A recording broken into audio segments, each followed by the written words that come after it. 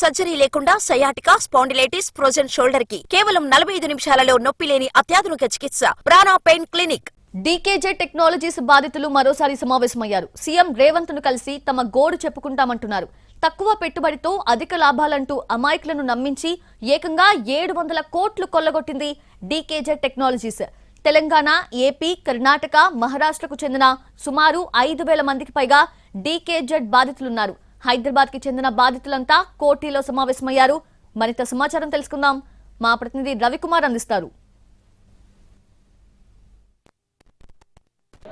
తక్కువ పెట్టుబడితో అధిక లాభాలు ఇస్తామని ఆశ చూపి దాదాపు 5,000 మందికి పైగా నిండా ముంచింది డీకేజెడ్ టెక్నాలజీస్ అనే కంపెనీ. దాదాపు 700 కోట్ల రూపాయల వరకు కొల్లగొట్టి ప్రస్తుతం బోర్డు తిప్పేసింది. బాధితులంతా కొంతకాలంగా పోరాడుతూనే ఉన్నారు. కనీసం వాళ్ళలో కొంతమందిని మాత్రమే అరెస్ట్ చేశారు. ఇప్పటికీ ప్రధాన నిందితులు పరారీలోనే ఉన్నారు. కానీ తమకు న్యాయం చేయాలి అంటూ డీకేజెడ్ టెక్నాలజీస్ బాధితులు ఇప్పటికీ న్యాయ పోరాటం చేస్తూనే ఉన్నారు. ప్రస్తుతం కోటిలోని ఒక హాల్లో బాధితులంతా కలిసి ఒక మీటింగ్ను కూడా ఏర్పాటు చేసుకున్నారు. అసలు ఎప్పుడు మీకు ఈ డీకేజెడ్ టెక్నాలజీస్ అనేది తెలిసింది? చాలా కాలంగా మీరు ఆందోళన చేస్తూనే ఉన్నారు. మీరు ఎంత పెట్టారు పెట్టుబడి? ఎలా నష్టపోయారు? 17 లక్షలు పెట్టినాం సార్. అంటే ఏమని చెప్పారు? మాకు తెలిసిన వాళ్ళ ద్వారా మాకు ఇంట్లో ఇన్వెస్ట్మెంట్ పెడితే 8% వస్తుంది అని చెప్తే సరే ఓకే అని చెప్పేసి పెట్టుకున్నాం. అది మేము లోన్లు తీసి మరీ పెట్టినాం. తర్వాత ఒక 8 మంత్స్ ఓకే మంచిగానే వచ్చింది. తర్వాత మళ్ళీ ఇన్వెస్ట్మెంట్ చేసిన తర్వాత ఏప్రిల్లో చేసినాం. మేము మే 1 నెల వచ్చింది, జూన్ నుంచి రాలేదు. వెళ్ళి భాగ్యశ్రీని కలిస్తే తను ఏమన్నది, మేము ఆర్డీఎఫ్ తోటి టైఅప్ అవుతున్నాము, కొంచెం లేట్ అవుతుంది, మీకు మీ అమౌంట్ ఎక్కడికి పోవని చెప్పిండు. అట్లా అని 3 మంత్స్ వెయిట్ చేసినాం. తర్వాత వెళ్ళేసరికి బోర్డు తిప్పేసిండ్రు, బోర్డు పెట్టేసిండ్రు.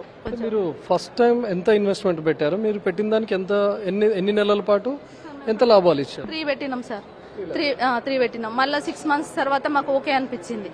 మళ్ళీ తర్వాత 1 lakh, తర్వాత మళ్ళీ 3 lakh, అట్లా కొద్దిగా ఇన్వెస్ట్మెంట్ చేసుకుంటూ వచ్చినాం సార్. లాస్ట్ ఇయర్ మేము ఏప్రిల్లో మాత్రం 7 lakhs పెట్టినాం. 7 lakhs పెట్టినాక మాకు ఒక్కటే మంత్ వచ్చింది. తర్వాత ఆగిపోయింది. వీళ్ళంతా ఆర్గనైజర్స్ అంతా వీళ్ళేనా? భాగ్య వచ్చేసి మా క్లోజ్ ఫ్రెండ్ అండి. మేము 6th క్లాస్ నుంచి ఫ్రెండ్షిప్ మాది. చాలా ఫోర్స్ చేసింది. మా దగ్గర డబ్బులు లేవంటే కూడా చాలా ఫోర్స్ చేసింది. ఏప్రిల్లో 1 lakh పెట్టా, మేలో 1 lakh పెట్టా, జూన్లో 1 lakh పెట్టా. నాకు ఓన్లీ 10,000 రూపీస్ మాత్రమే వచ్చింది. తర్వాత నేను కాల్ చేస్తే కొంచెం టైం పడుతుంది, ఒక 2 months ఆగండి, ఒకేసారి ఇంట్రెస్ట్ వేయిస్తా అన్నది. ఇంటికి నార్మల్గా అడగడానికి వెళ్తే కూడా వాళ్ళ పేరెంట్స్ తను కలిసి కొట్టారు. మేము 2 months హాస్పిటల్లోనే ఉన్నాము. డీకేజెడ్ టెక్నాలజీస్ అనేది ఎట్లా తెలిసింది? లేకపోతే అంటే మీ వాళ్ళు ఎవరైనా ముందే పెట్టారా? మాకు ప్రీవియస్ గా ఒక ఈ స్టోర్ అని చెప్పి ఒక సంస్థలో ఈయన కూడా ఒక ఇన్వెస్ట్మెంట్ అమౌంట్ పెట్టాడు. అక్కడ ఉన్న కస్టమర్స్, మేము కూడా అందులో ఒక కస్టమర్. ఆ కస్టమర్స్ డేటాని తీసుకుని ఈయన మాకందరికి కాల్ చేశాడు.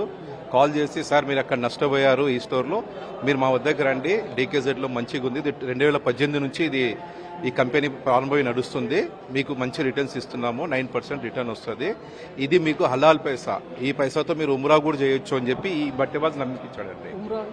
ఉమ్రా అంటే హజ్, ఉమ్రా, మక్కా మదీనా కూడా పోవచ్చు. అంటే మేము అడిగామన్నమాట, భయ్ మీరు ఇచ్చే ప్రాఫిట్ అది మాకు కాదు కదా, ఇంట్రెస్ట్ లెక్కన పోతే వీఆర్ ముస్లిమ్స్ కాబట్టి మాకు ఇంట్రెస్ట్ అనేది మాకు వద్దండి, మేము అందుకని చెప్పి మేము ఏదలుచుకోలేదంటే, లేదు దిస్ ఇస్ హలాల్ పైసా, ఇది మీకు మా బిజినెస్ ప్రాఫిట్లో నుంచి మీకు ఇస్తున్నామని మాకు రంజాన్ స్పెషల్ ప్యాక్ అని ఇచ్చాడండి. రంజాన్ స్పెషల్ ప్యాక్, నాది రంజాన్ స్పెషల్ ప్యాక్ అని చెప్పి ఇచ్చారండి.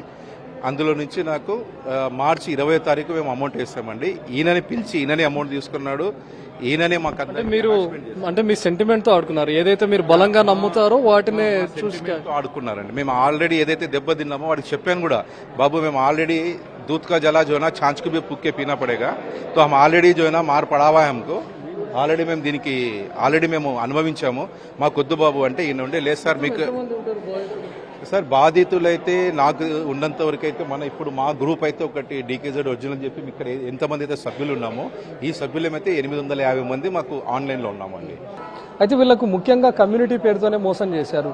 సాధారణంగా వీళ్ళ కమ్యూనిటీలో ఇంట్రెస్ట్ తీసుకోవడం కానీ లేకపోతే ఇంట్రెస్ట్ డబ్బులు ఇవ్వడం లాంటిది ఉండదు. కానీ ఇదంతా హలాల్ పైసాగా చెప్పారు. మీరు వీటిని మక్కా వెళ్ళడానికి కూడా వాడుకోవచ్చు, మా ప్రాఫిట్లలో మీకు కొంత షేర్ని ఇస్తున్నాము, మీ పేరు పైన పెట్టుబడులు పెడుతున్నాము, అందులో ఉన్నటువంటి షేర్ డబ్బులనే మీకు ఇస్తున్నాము అని చెప్పి మోసం చేశారు. మొత్తం 4 రాష్ట్రాల్లో, అటు ఆంధ్రప్రదేశ్, తమిళనాడు, కర్ణాటక, తెలంగాణతో పాటు మహారాష్ట్రలో మొత్తం 4 రాష్ట్రాలకు సంబంధించి దాదాపు 5,300 మంది బాధితులు ఉన్నట్టుగా తెలుస్తుంది.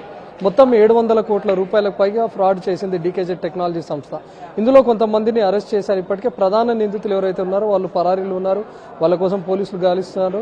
మరోవైపు డీకేజెడ్ బాధితులంతా కూడా చాలాసార్లు రోడ్డెక్కి ఆందోళన చేశారు. హైదరాబాద్ CCS దగ్గర కలిశారు, డీజీపీ ఆఫీస్ను కలిసేందుకు ప్రయత్నం చేశారు, అసెంబ్లీ దగ్గర కూడా వీళ్ళు ఆందోళన చేశారు.